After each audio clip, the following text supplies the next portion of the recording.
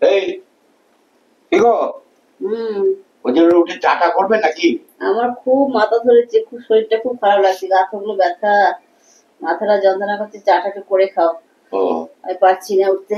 ঠিক আছে, ভাবছিলাম যে চাটা খেয়েটে তোমাকে একটু মার্কেটিং এ যাবো ভাবছিলাম। ঠিক আছে, শুয়ে থাকো। হুম। লাইট নিবি দিলাম।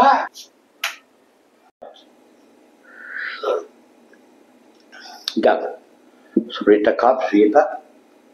আমি চাটা খেয়ে, চাটাও করলো না তো, চা করে খেয়ে যাই একটু মার্কেটিং, আমি একাই খাই।